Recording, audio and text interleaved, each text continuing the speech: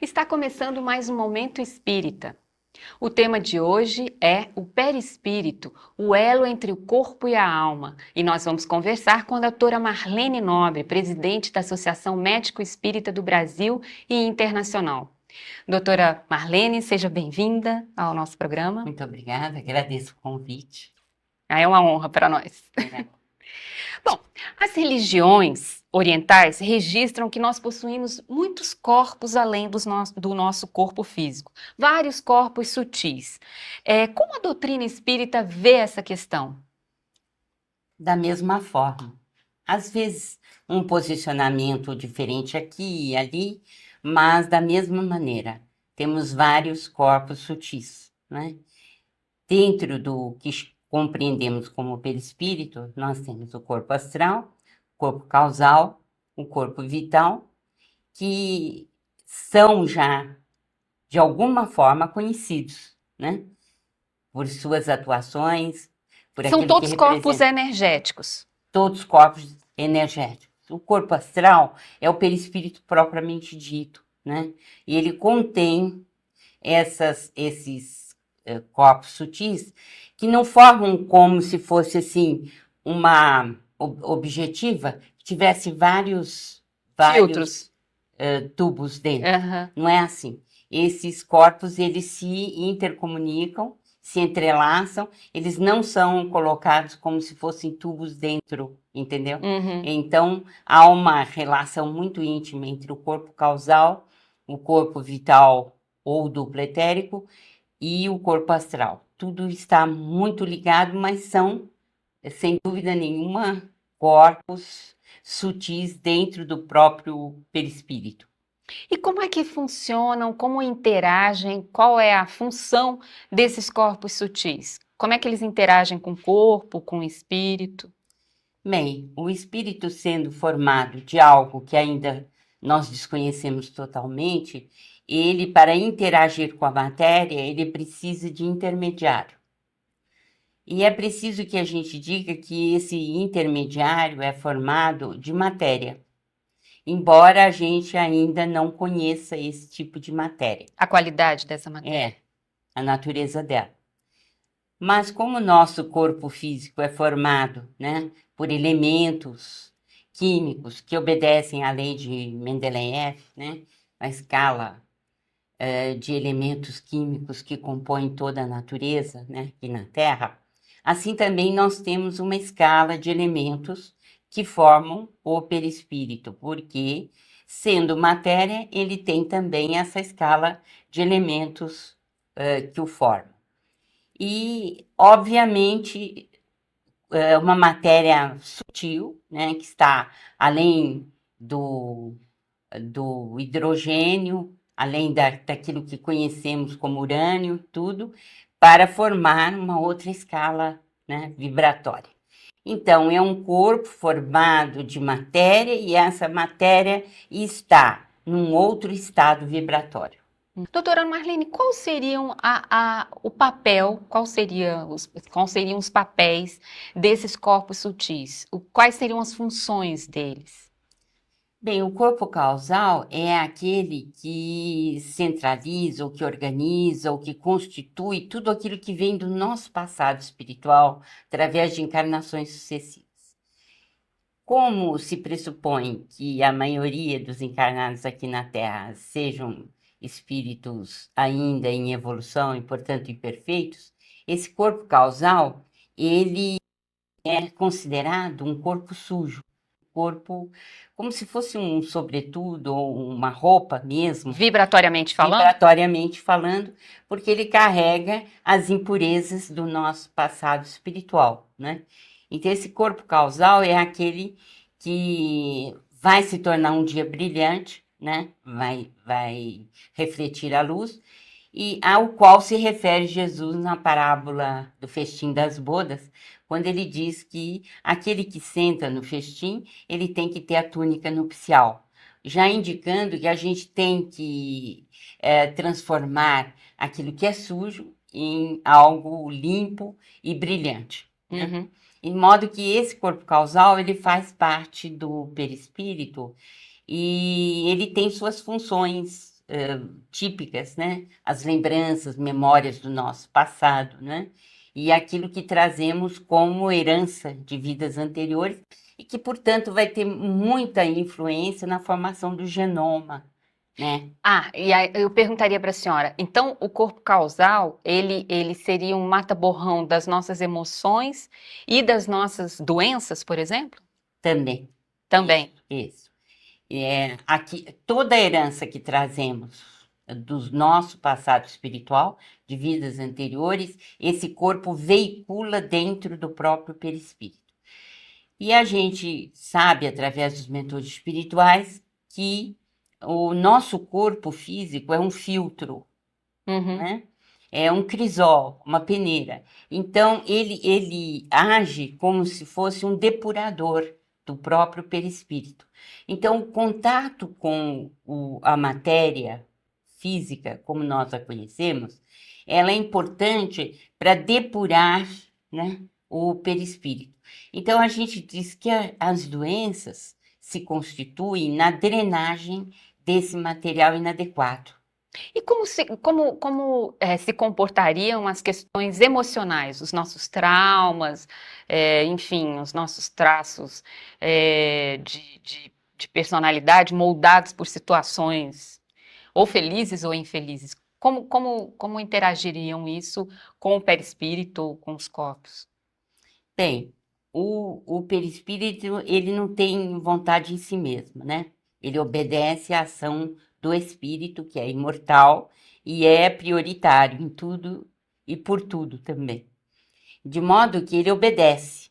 É Uhum, preciso dizer, querida, que todas as coisas no universo são formadas de uma única substância, né? uhum. Essa substância é o fluido cósmico universal, é o fluido universal. E é uma substância única. Ela existe no universo inteiro. E André Luiz chama do pensamento divino, né? O fluido nervoso do todo sábio. Então, nós vivemos mergulhados nesse pensamento divino, que é, afinal de contas, o grande gerador dessa substância única, né? E essa substância única, ela é que gera, que forma corpos físicos, corpos perispirituais, corpo mental, que nós não estamos falando aqui, mas que existe, né? Uhum. E ela só não é responsável pelo espírito, porque o espírito tem outro tipo de constituição que nós ainda não sabemos entender. Então, a sua pergunta diz respeito, assim, a toda a elaboração do espírito corresponde, né, uma situação perispiritual. Porque assim, às vezes as pessoas chegam, né, aqui no planeta reencarnadas e fazem terapias regressivas e dizem assim, olha, numa outra encarnação você teve um acidente trágico de trem, e aí aquela pessoa fica com medo de andar de trem. Aí eu pergunto para a senhora, onde estaria esse medo? É no espírito? Esse medo tem reflexos no perispírito? A gente pode carrear do perispírito para o corpo consequências desse medo? Muito grande, né, a pergunta? Não, mas é certo isso. Quer dizer, o perispírito, ele tem lembranças de todas as vidas anteriores e está ligado a esse corpo causal. São as lembranças profundas, né? Tanto assim que pode vir à tona.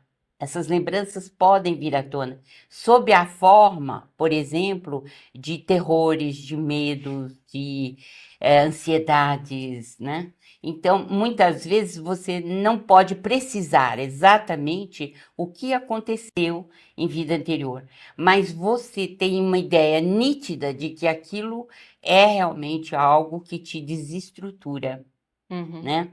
Isto está localizado no corpo causal e são memórias profundas e que podem vir à tona. Quando você faz uma terapia regressiva a vivências passadas, mesmo aquelas desta vida mesma, né? Elas estão armazenadas e podem vir à tona. Por exemplo, se a gente é hipnotizado, a gente pode ir à fase infantil, à fase do bebê, e recordar coisas inacreditáveis desta fase da vida intrauterina, por exemplo, né? Uhum. E isto tudo está armazenado. Aí podemos perguntar, mas é só no perispírito? Não, o perispírito tem também no cérebro o seu correspondente, né? Há um engano da parte de alguns amigos nossos espíritas que pensam que a memória é exclusiva do perispírito. Não é verdade. Ela está localizada dentro do perispírito, mas nenhum perispírito poderá atuar no corpo físico se ele não tiver o seu representante dentro do cérebro, se ele não tiver o seu sucedâneo dentro do cérebro, se ele não tiver o seu correspondente, não é? Uhum. Então, você tem o hipocampo, por exemplo, né? Uma área cerebral importantíssima, onde se localizam muitas das nossas memórias. Não está tudo exclusivamente no hipocampo, mas nós temos outras áreas também que podem detonar determinadas lembranças, né? Uhum. Mas existe uma correspondência entre a ação perispiritual e a área cerebral correspondente. Bom, voltando para o campo físico, eu queria perguntar para a senhora, no caso de uma intervenção cirúrgica, né, no nosso corpo material, o que acontece com o perispírito quando a gente sofre uma intervenção cirúrgica no nosso corpo? Qual o impacto disso? Bem, Ana, nós não sabemos ainda exatamente porque não temos tecnologia para isso, né? Então a gente pode imaginar, pode achar, mas tudo isto é muito fosfórico. Não há assim nenhuma pesquisa a esse respeito, porque é impossível no momento. Mas você pode ter, já reparou, deve ter reparado, como outras pessoas também, que a medicina tem evoluído para se tornar menos intervencionista, Uhum. não é?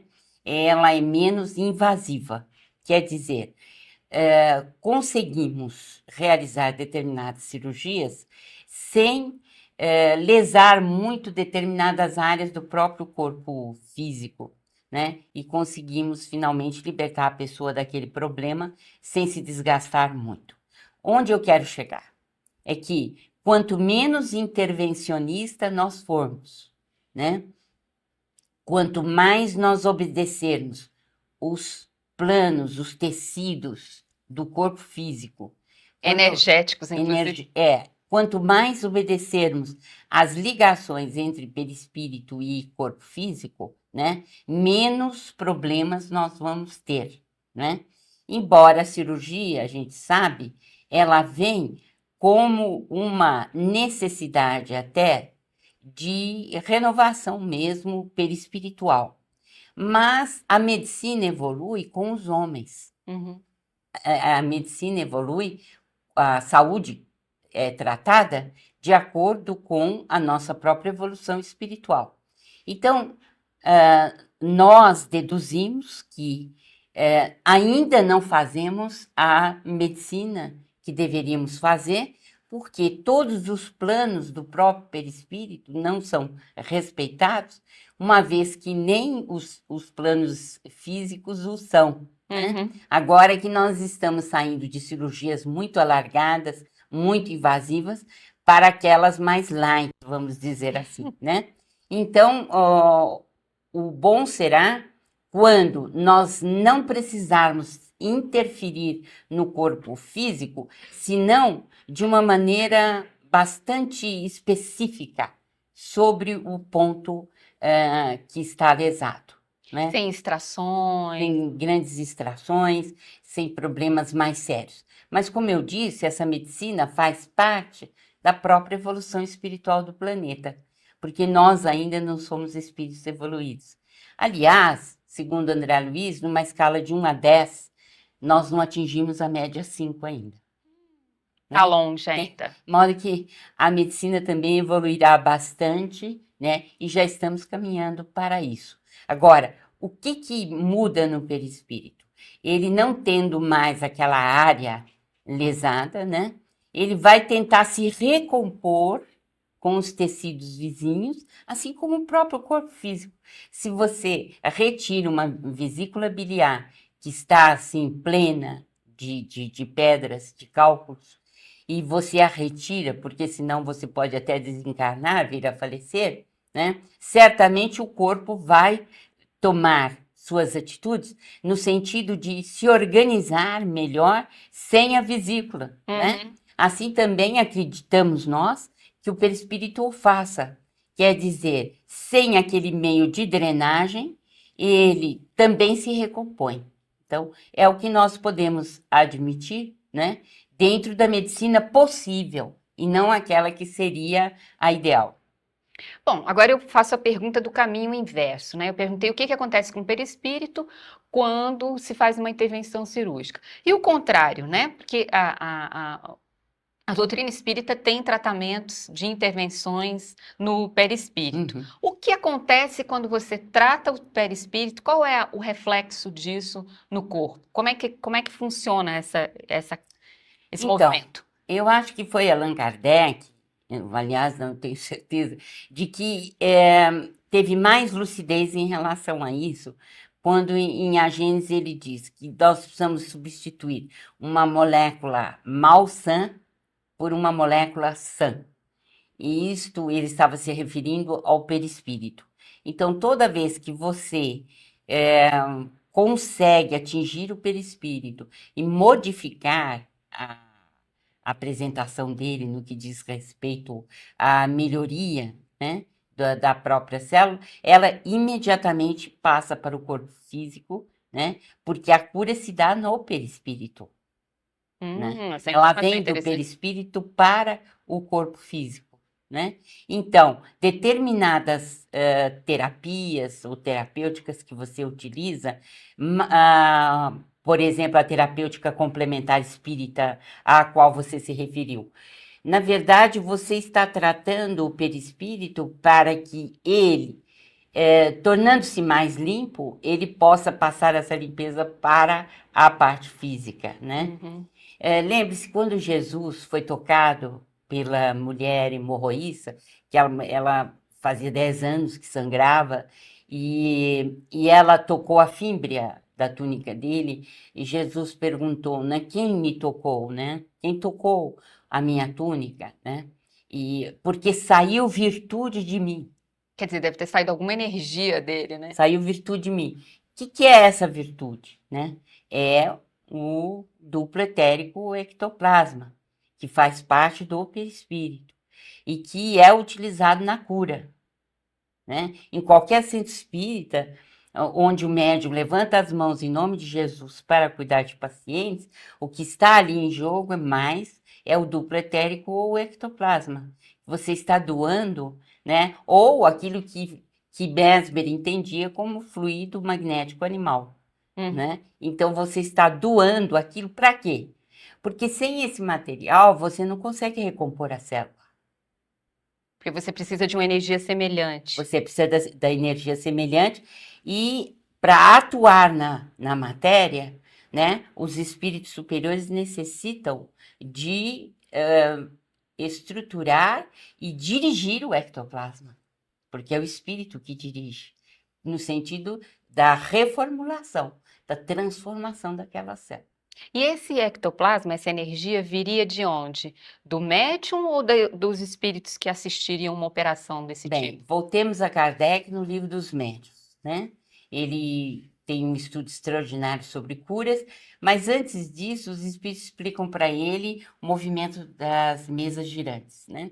Então, você tem a doação de ectoplasma, a doação desse Fluido. corpo vital ou do pretérico, deste fluido, que é próprio do médium, e o espírito que está responsável por aquela tarefa, ele movimenta o fluido universal pelo Aquele que é. pensamento, Aham. combina com o ectoplasma e atua sobre a matéria, né? Por isso que os centros espíritas precisam ser bem orientados, precisa ter muito amor, desprendimento, vontade de ajudar ao próximo, é preciso servir, Uhum. né? Acho que essa é a palavra-chave. Então, se os médiuns estão dispostos a servir, eles promovem, com a ajuda do plano espiritual, eles são capazes de dirigir essa força para onde há necessidade e os espíritos trabalharem na reharmonização do paciente. Então, é por todo esse quadro que é possível, por exemplo, é, fazer desaparecer, né, que no caso, como a gente está falando de matéria, de desmaterializar, por exemplo, um câncer, é esse contexto. Sem dúvida, e quem faz isso são espíritos de alta hierarquia ou são espíritos que fazem a medicina do espírito, né? Que fazem promovem a saúde no mundo espiritual e que são técnicos muito capacitados. Doutora Marlene, nossa última pergunta, nosso tempo já está se encerrando. As doutrinas espiritualistas, né, especialmente as do Oriente, falam muito sobre a presença de chakras em nossos corpos sutis. Como a doutrina espírita vê esses chakras? Da mesma maneira que os nossos irmãos hindus, né? Mesma maneira que os orientais. Quer dizer, ao invés de chamar de chakras, o André Luiz chama de centros de força. E isso está muito bem desenvolvido em Evolução em Dois Mundos, né? E outros livros dele. Por exemplo, tem um ótimo, Entre a Terra e o Céu, também fala sobre esses centros de força. Então, o que varia um pouco é o número deles, mas isso não tem muita importância, porque às vezes, se você, por exemplo, André Luiz fala em 7 centros de força, né? Quais seriam? O coronário, o frontal, né? O laríngeo, o cardíaco, o esplênico e o gástrico e o genésico, né? Ele resume nesses.